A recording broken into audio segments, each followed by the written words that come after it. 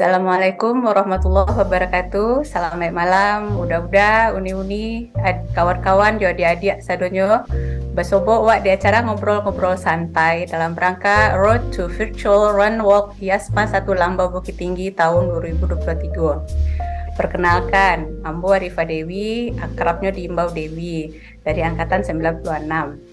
Dalam kesempatan kiniko, kita akan ngobrol santai tentang peran penting olahraga, khususnya lari dan jalan, ditinjau dari sudut pandang kesehatan dan kiat-kiat untuk memulai olahraga di usia awak yang rata-rata memang sudah dewasa. Malam kita ditemani oleh dua narasumber, udah kita yang sudah sangat mumpuni di bidangnya. Narasumber pertama adalah seorang dokter penyakit dalam. Perkenalkan, udah Dr. Faisal, SPPD Finasim IASMA angkatan 93. Assalamualaikum, Dok. Waalaikumsalam, Wi. Nah, yang kedua, ikulah terkenal kok kalau di kami yang doyan lari. Udah Edi, terkenal dengan udah Edi Limo Singke, IASMA angkatan 87. Udah Edi salah satu sumber inspirasi bagi kami adik-adik angkatan untuk tetap semangat berolahraga. Assalamualaikum, Edi. Waalaikumsalam. Nah, langsung kita ngobrol jo narasumber pertama. Udah Dr. Faisal. Dok, kalau di lapangan yang dokter coba sobok kini ko belakangan masalah kesehatan apa yang banyak diderita sama masyarakat di lapangan? Baik, Wi. Memang kalau awal lihat dari dulu Indonesia pada umumnya itu masih berkutat dengan penyakit-penyakit infeksi. Tapi makin ke hari-hari belakangan ini, ternyata penyakit-penyakit degeneratif, namanya penyakit yang non-infeksi, itu makin banyak ditemukan. Apa saja tuh, misalnya diabetes, hipertensi, orang kolesterolnya yang tinggi, gitu deh kan, stroke, gitu deh kan, atau penyakit jantung itu udah mulai banyak ditemukan di masyarakat Indonesia. Walaupun dulu masih kita berkutat dengan penyakit infeksi, ternyata belakang-belakang ini kasus penyakit degeneratif itu banyak, dan itu angka kematiannya cukup tinggi di lapangan yang ada PI gitu deh. Jadi tidak hanya dulu berkutat infeksi, ternyata penyakit degeneratif banyak ditemukan di lapangan, apalagi di atas usia 40 tahun itu udah mulai sekali banyak kita temukan orang dengan hiperkolesterol, atau masih usia muda udah serangan jantung gitu deh kan, atau masih muda udah stroke gitu deh kan. Nah, itu banyak kita temukan di lapangan, Wi. Berarti dok pergeseran ya dok yo. Itu kira-kira apa tuh dok bisa muncul kondisi penyakit-penyakit degeneratif kok dok? Ya, kalau dicari memang dari perubahan pola hidup terutama. Ya, jadi perubahan pola hidup itu banyak sekali yang mempengaruhi ke kondisi seseorang gitu deh. Jadi kalau yang dulu rasanya dulu waktu muda-muda misalnya untuk pergi sekolah kadang-kadang jalan gitu deh kan. Pulang jalan gitu. Kalau sekarang kan orang kemana-mana pasti naik kendaraan, ya. Kalau dulu mungkin masih di Bukit Tinggi itu makanan junk food tidak terlalu banyak, itu deh kan. Kalau sekarang kan bertebaran di mana-mana, ya, makanan junk food. Mulai dari anak-anak udah makanan seperti itu dia, ya, makanan cepat saji pasti itu yang mempengaruhi.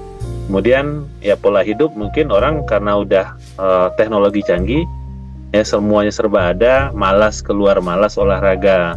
Ya, hanya duduk nonton. Anak-anak sekarang kan gitu, ada gadget, ya, nonton sebentar, makan, dan itu pasti akan mempengaruhi ke kondisi tubuhnya gitu kan.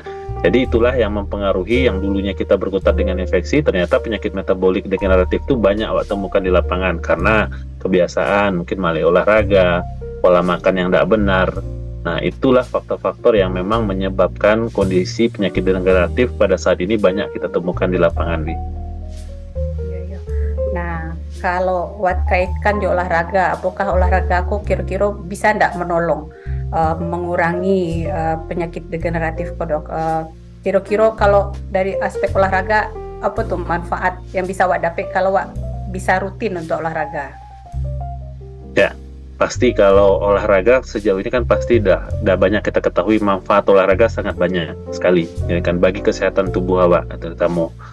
Jadi dakwah pungkiri karena olahraga ini eh, manfaat untuk kesehatan jangka panjang sangat banyak ya, terutama paling tidak satu meningkatkan imunitas kita ya, dengan olahraga pasti imunitas kita menaik ya, mudah yang dulunya kalau orang malas olahraga mudah terinfeksi, tapi dengan berolahraga rutin ya imunitas tubuhnya akan baik sehingga untuk termasuknya kuman atau infeksi ke dalam tubuh ya akan dihambat karena imunitas seseorang akan meningkat dengan berolahraga rutin.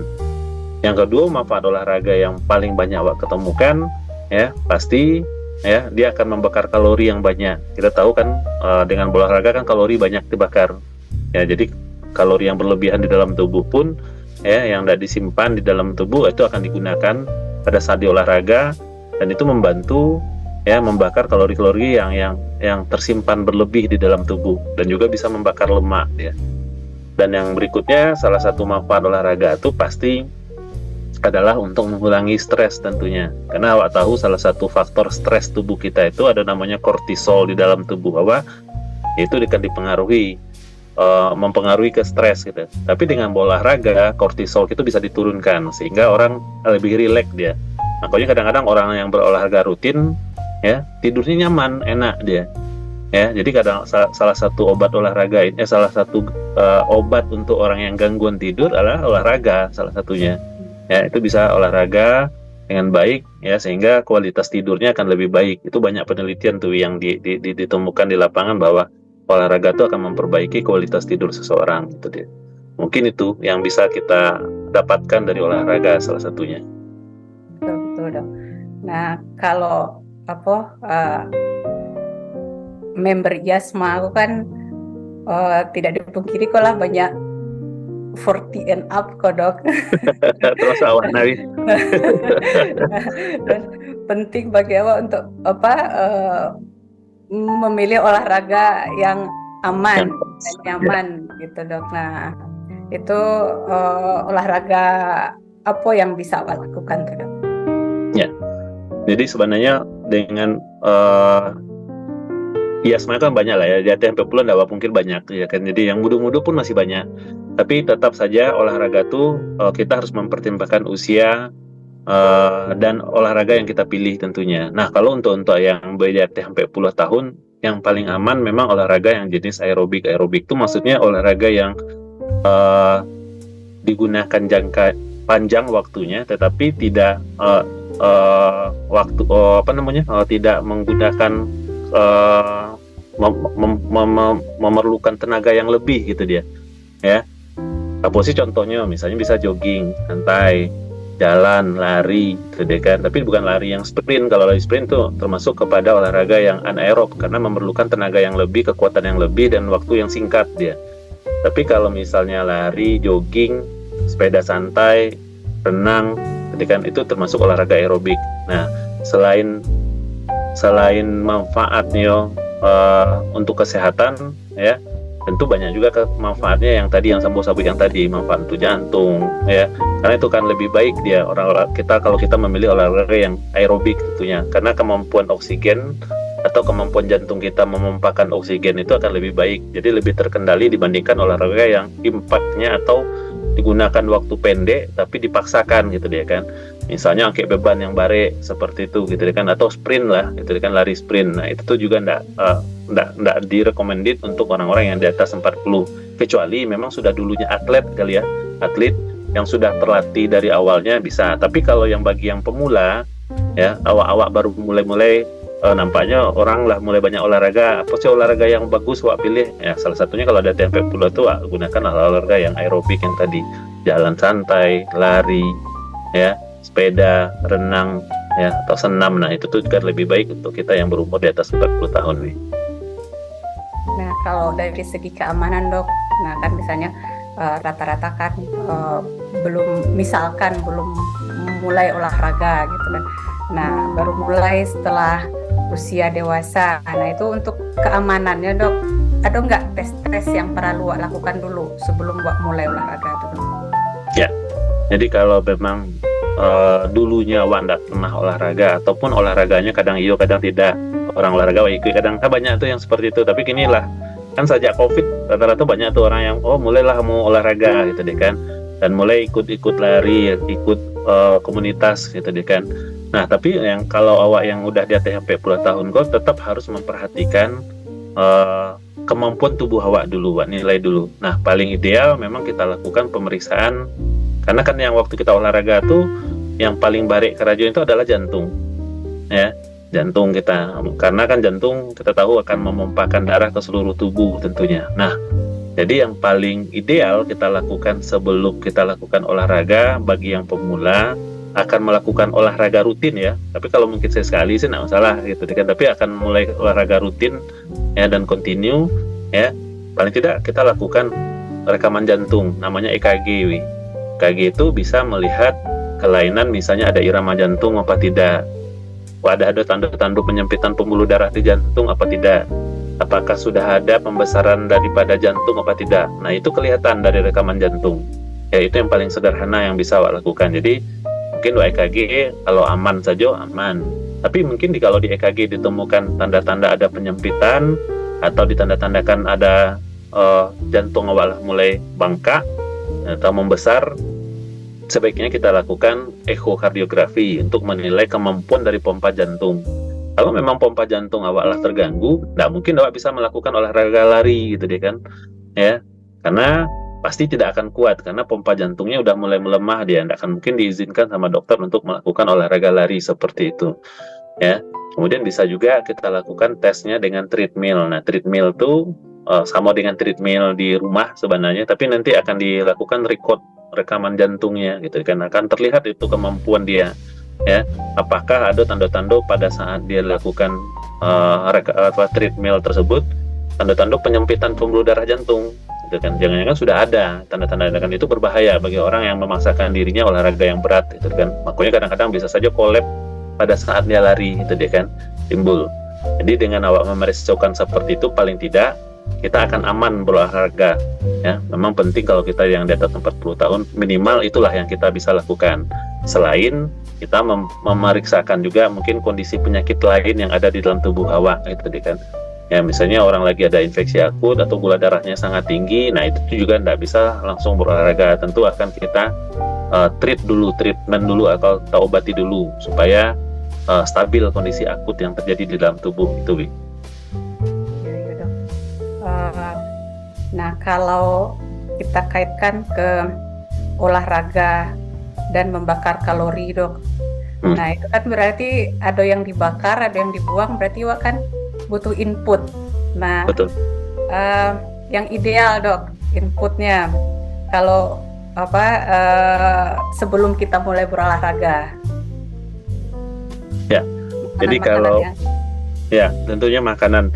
Kalau idealnya sebenarnya kalau awak olahraga rutin yang seimbang itu deh kan, dengan pola makan yang baik, tentu kita mempertimbangkan juga pola diet atau pola makanan yang akan kita lakukan itu deh kan.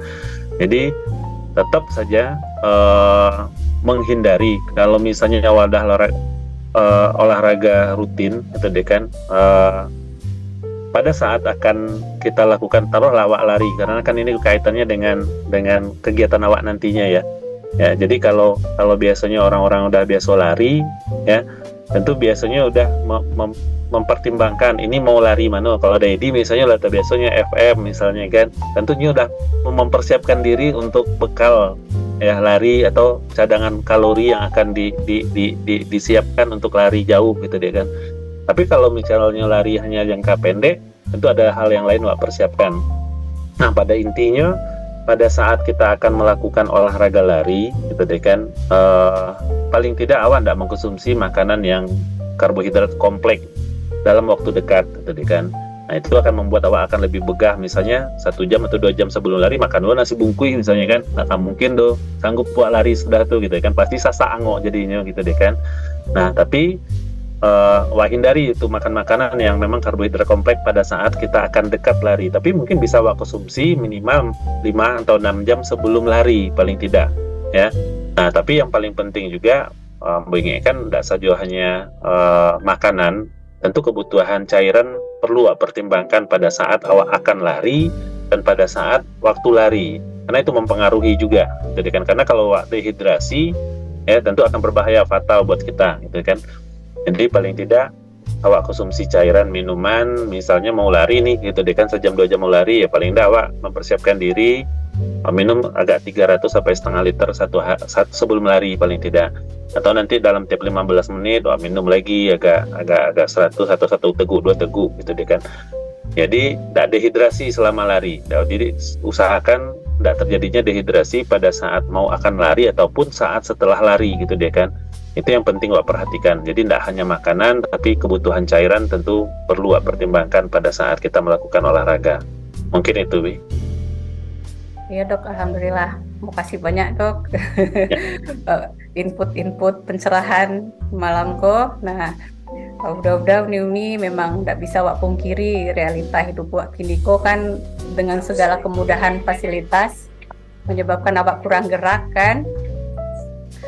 Nah, itu dalam jangka panjang seperti yang tadi dokter jelaskan akhirnya menyebabkan kan muncul penyakit degeneratif itu makin makin banyak kasusnya gitu ya dok ya. Yeah.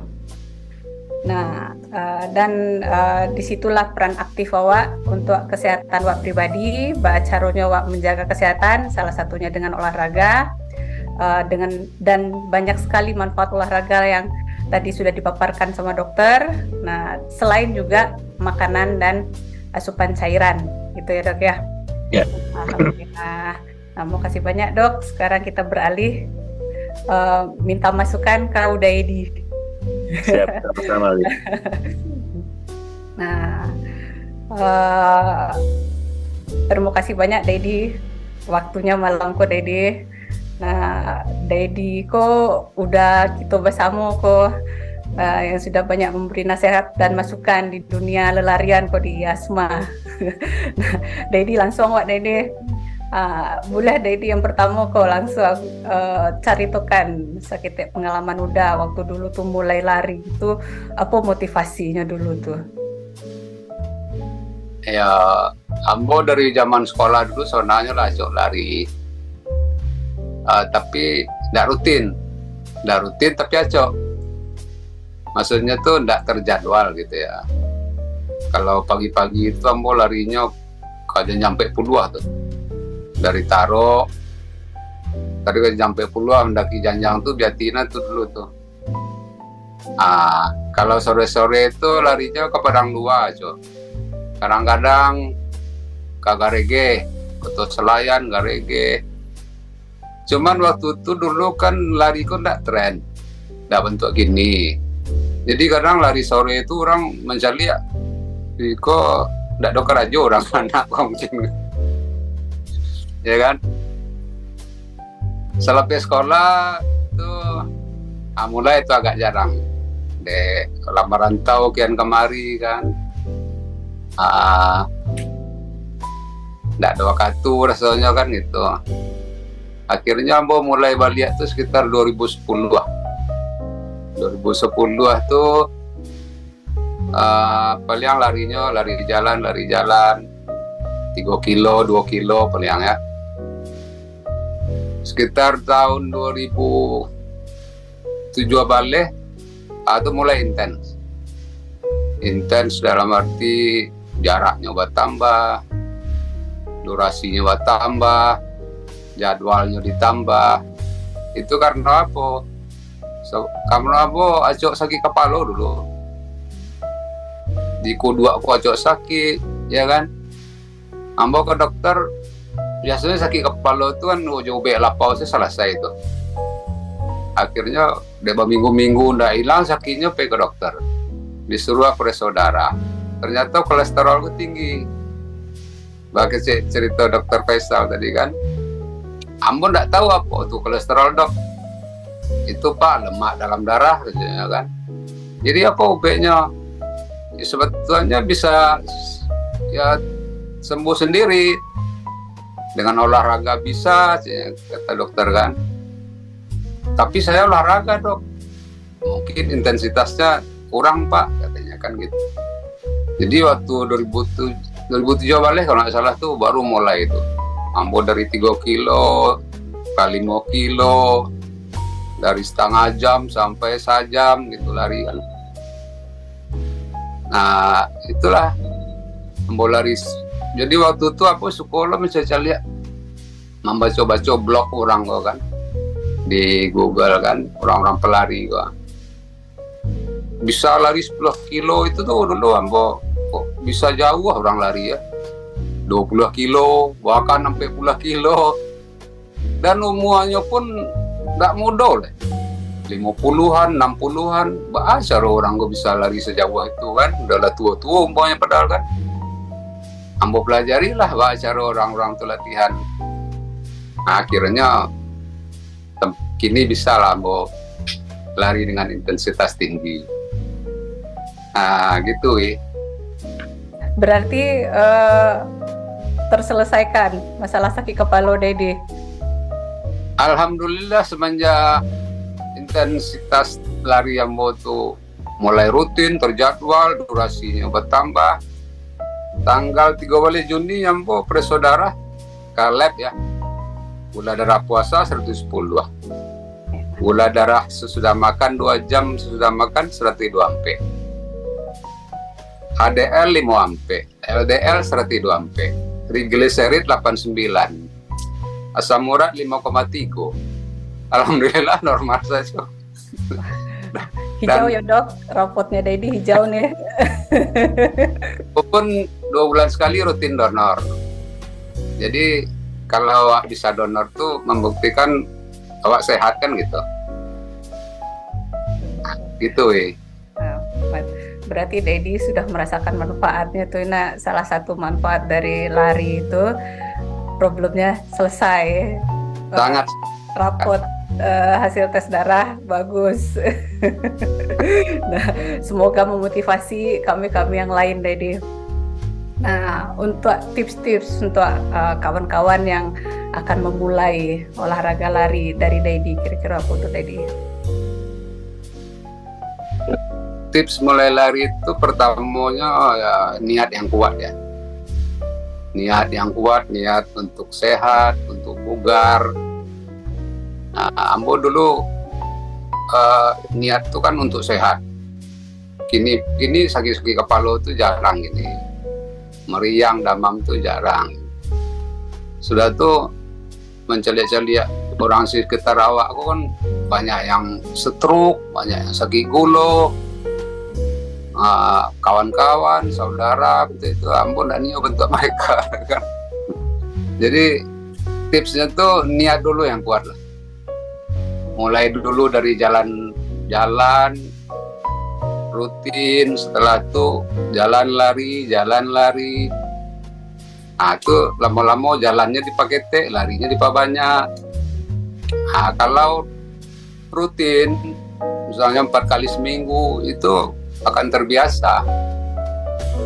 Bahkan mungkin dalam 5 kilo tidak ada pakai jalan wah lari taruh bisa. Ambo kini membuat program untuk anak-anak 87 aja. Program lari untuk pemula. Alhamdulillah setelah bertahun-tahun Ambo posting lari di grup 87 baru 2 minggu terakhir yang tertarik kawan-kawan. Jadi ada yang berminat beberapa bobian program untuk pemula. Jadi minggu pertama itu larinya 2 menit, jalan samini. Lari 2 menit, jalan samini. Itu lari pelan-pelan, lambat-lambat. Sampai 30 menit. Minggu kedua larinya sampai menit, jalannya samini. Jadi Ambo tambah 2 minggu. Jarak larinya ditambah, yang jalannya tetap samini. Durasinya tetap 30 menit. Alhamdulillah ada yang berminat. Nah, itu Kalau dari segi umur Dedi, ada enggak tuh kira-kira bedanya jenis lari awak yang di bawah sampai puluh jadi sampai puluh lah misalnya dari jenis lari lah atau jarak lah itu. Apakah berbeda enggak kira-kira Dedi? Apa orang yang lari tempo puluh pun enggak masalah tuh lari jarak jauh misalnya gitu Dede? Pada dasarnya lari yang cocok untuk mau sampai puluh tuh sama saja mau anak mudanya. Asal dimulai dari jalan lari harus dimulai gitu. Nggak bisa ujuk-ujuk lari jauh langsung, nggak bisa. Kok berang Dokter Faisal kok. Jadi step by step. Ambo dulu dari lari jalan juga 3 kilo. Itu naik minggu besoknya naik 500 meter. Nambahnya nggak boleh lo banyak-banyak loh. Tiap minggu tuh paling nambah 500 meter. Akhirnya bisa sampai 10 kilo. Bentuk ambo latihan kawan-kawan di 87 tuh 2 mini lari dulu. Minggu kedua baru sampai mini larinya. Nanti lama-lama kalau jantunglah terbiasa Biko akan bisa menyesuaikan saja badan tuh. Bahkan kawan lari ambo di komunitas lain tuh ya, paling tua 73 umurnya. Itu 2 minggu yang lewat ikut Jogja Marathon 21 kilo. Finishnya 2 jam 15 menit. Tapi mulai lari kan enggak waktu itu saja. Sabalunnya kan nyala mulai 5 kilo, 6 kilo. Kalau gini diajak 15 kilo hari minggunya oke saja. Tapi harus dimulai dari awal. Gitu. Nggak boleh langsung ingin lari langsung jauh, langsung kancang. Nggak boleh ya. Nah, itu saja tipsnya. Kalau cocoknya ya cocok saja sananya. Tapi sesuai kemampuan. Kalau kemampuan misalnya pace-nya 7 artinya buat tempuh 1 kilo dalam 7 menit. Jangan dipason di pace 6. Tetap saja di pace 7 tuh. Kalau ingin pace 6 lebih kencang, ada pula latihan khususnya. Gitu. Itu pun bertahap. Gitu Ya, berarti persiapan di awal juga perlu ya Dedi ya? Perlu. Kondisi badan lada serancak dulu, sudah itu untuk takut risiko cedera karena harus perhatikan juga Dedi. Nah, ya. Pemanasan kok Dedi. Nah, seperti apa pemanasannya kok Dedi? Ambo tambahkan yang tadi cerita ya, kalau ada tempo udah mulai lari, kalau Anda punya masalah kesehatan yang serius, itu mulai saja, nggak usah pikir panjang lah, yang penting step by step. Tapi kalau nggak punya masalah kesehatan yang serius, anjuran Dokter Faisal tadi harus konsultasi dulu ke dokter rencana. Nah, betul kan Dokter Faisal? Betul ada. Nah, untuk pemanasan, untuk menghindari cedera itu, memang untuk memulai sesi lari itu pemanasan itu wajib minimal 10 menit. Apalagi kalau lari pagi, kan baru jago lalu ya kan, otot tuh masih kaku. Itu wajib pemanasan 10 menit minimal. Dimulai dengan stretching dulu. Stretching sesudah itu baru pemanasan, misal jalan di tempat, lari-lari di tempat. Untuk mulai sesi larinya, jalan saja dulu 500 meter untuk melemaskan otot-otot yang kaku. Begitu pula habis sesi lari, itu pendinginan wajib minimal tuh 5 menit. Itu pun pakai stretching jo. Kalau tujuannya kan untuk otot sudah dibawa lari, dilemaskan balik dengan pendinginan tuh, dengan stretching tadi tuh. Gitu Nah, kalau kini problem kok ide. Baca runya manjago kan ini semangat naik turun. Lebih acak turun daripada naik kan. Strategi aku Dedi.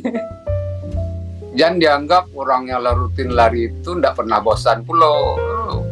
kadang-kadang tiba mood turun tuh memang susah dilawan juga ya. Itu problem, biarpun orang rutin lari tetap menghadapi kendala bentuk itu.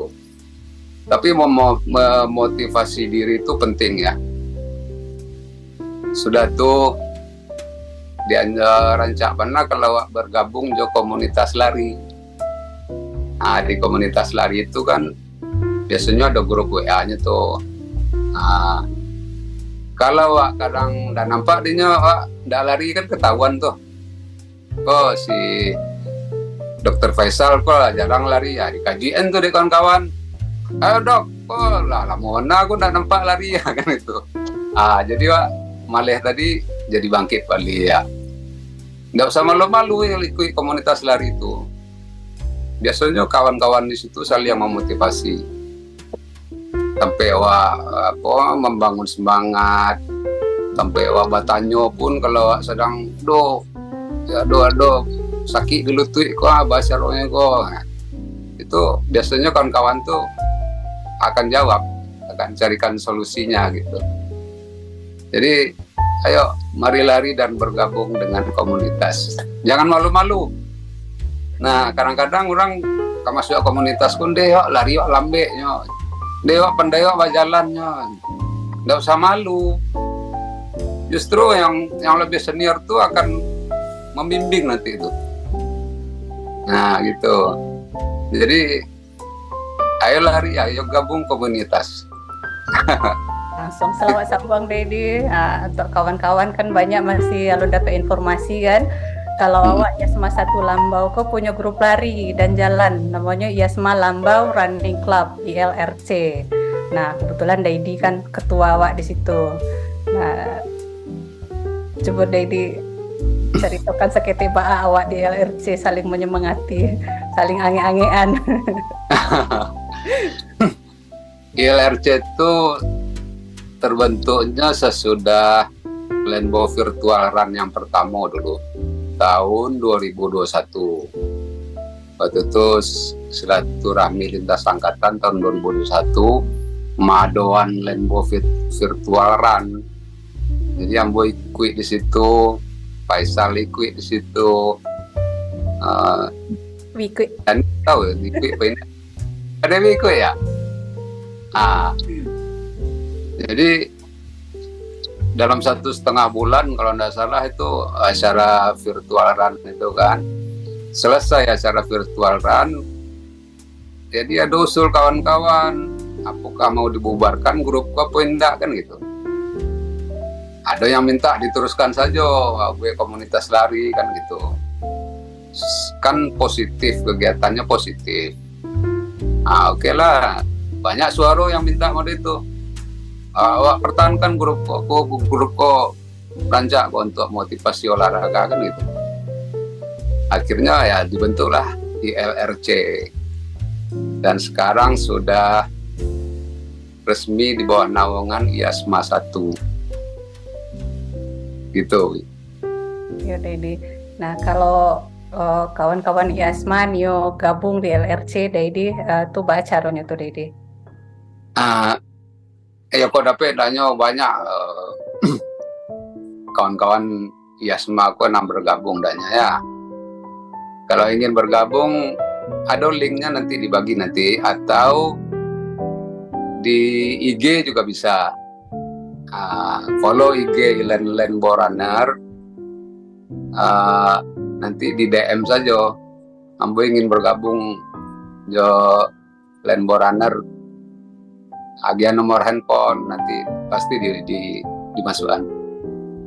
Malah kami bersyukur ada anggota baru itu lebih senang. Makin banyak awak berolahraga makin sehat Pak. Alhamdulillah. Betul mana Dedi. Nah, terima kasih banyak Dedi. Terima kasih banyak atas share ilmu. Aku bermanfaat bana malamku. Terima kasih Dr. Faisal, terima kasih Dedi. Nah, untuk udah uni-uni kawan-kawan juga adik-adik sadonyo. Nah, Kan awak nih ada event kok, mulailah mencari kawan satu tim untuk siap-siap mendaftar event virtual run walk YASMA 1 Lambau Bukit Tinggi 2023. Itu insya Allah akan dibuka pendaftaran dan event akan dilaksanakan pada bulan Agustus. Dan jangan sungkan, kami tunggu untuk bergabung di komunitas awak YASMA 1 Lambau Run Club YLRC. Nah, kita hidupkan bersama cito-cito kita berbagi langkah menuju sehat YASMA 1 Lambau Bukit Tinggi. Nah, sekian acara ngobrol-ngobrol awak malam ko. Terima kasih banyak udah narasumber. Terima kasih banyak yang sudah menonton juga. Udah uni-uni kawan-kawan adik-adik sadonyo. Assalamualaikum warahmatullahi wabarakatuh. Waalaikumsalam warahmatullahi wabarakatuh.